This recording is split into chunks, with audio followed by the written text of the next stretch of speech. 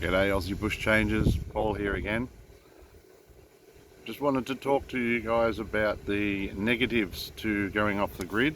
You always hear the positives and you're aware of the positives, but there are negatives. As you're well aware, we get some hot days out here, like 44 degrees. Today it's nice and cool, a bit windy, but it's a nice break from the 44.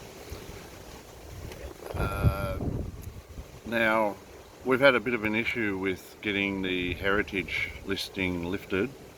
The first quote they come in with was $57,000, which is a bit more than we wanted to pay. Well, face it, it's a lot more than we wanted to pay. We've sort of toned it down to just an area where it's only got clearing and it'll be bare minimum as to what we want. We're hoping that that'll come in within the budget, but in the meantime that's brought a few concerns with getting the kit home. That'll end up throwing the budget out because we've still got council approval to go through, Department of Planning, environmental impacts and all that, soil studies. So it's just adding up. There's just cash grabbing left, right and centre like you wouldn't believe.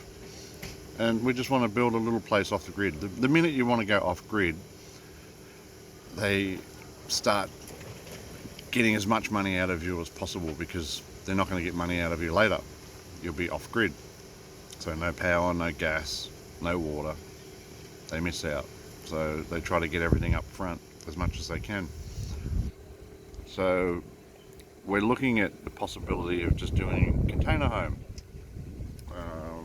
I'll be able to do all the work on it myself.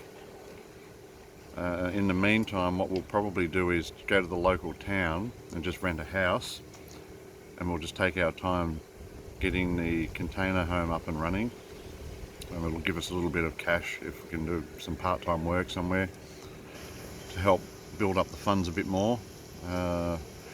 But to give you an idea, we're not going to run with a septic system. We're going to use what's called a water waste management system, and all the water from the drains, the toilet system, all go into a tank. It gets churned up by a pump into tiny little particles. Every hour, for an hour, a little aerator pumps it and then turns off for an hour, has a rest, comes on for an hour, does it again. And eventually what happens is you end up getting clean water coming out of that system that you can use on the garden. So you're effectively recycling all your water.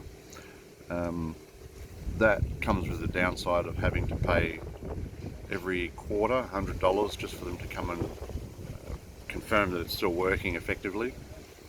And being heritage land, they want to make sure that you're not damaging the area. Septic system, they won't generally approve it.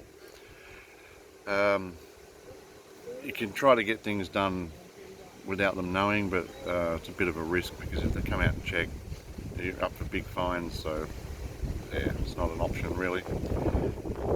So yeah, we'll probably get about 4 40-foot containers. That'll be basically the size of a 3-bedroom home. Yeah, and the other thing was with the council, the minute you put pipes in the ground or you catch rainwater, you've got to go through planning permissions. It's just permits after permits for councils on your own property. We could just build a little room that we can sleep in, but then there's the issue of what you do with your waste, and that's the area where they get you from. So we've got to try to cover all bases there and make sure we're covered. Don't want them coming back and trying to fine us later for it. So that's what we're looking at the moment. Big changes from what we originally planned, but I'm actually feeling a bit better about that option. It's going to be a lot cheaper, and it's still probably going to take as long to do it anyway. I'll do all the work myself. Yeah, so see how we go, and I'll keep you posted as we're going along. Not much else I can think of at the moment. Oh, the vegetable garden's going all right. We've got a little tomato already growing on it, so it's taking shape. Yeah, anyway, until next time, take it easy. Ciao.